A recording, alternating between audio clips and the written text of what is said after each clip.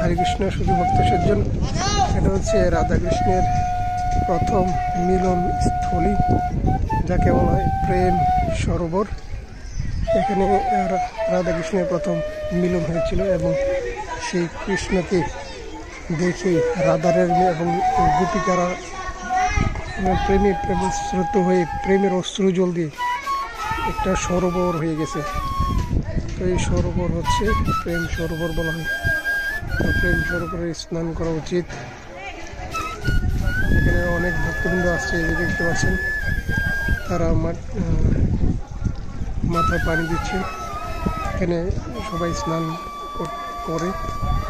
যে প্রেম সরোবর, রাধাকৃষ্ণের প্রথম মিলন স্থলী হচ্ছে প্রেম সরোবর। হরে কৃষ্ণ, এই দিব্য স্থান দর্শন করুন এবং নিজের জীবন এই যে প্রেম সরোবর রাধাকৃষ্ণের প্রথম মিলনের স্থল। বাংলাদেশ থেকে? আমিও তো বাংলাদেশ, ঢাকা খুলনা।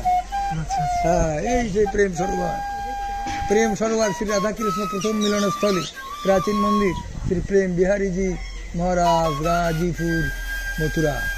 ঠিক আছে, প্রেম সরোবর লীলা है লেখা প্রেম সরোবর। এই সেই প্রেম সরোবর বৃন্দাবন, রাধে রাধে। প্রেম সরোবর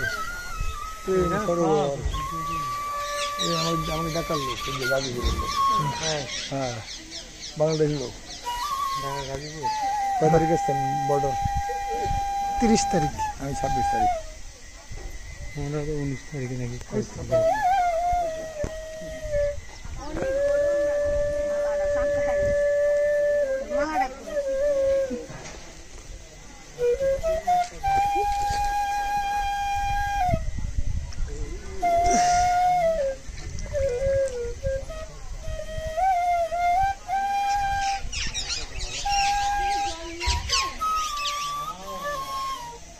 প্রেম সরোবর। হ্যাঁ, উপরে জানলা নাকি?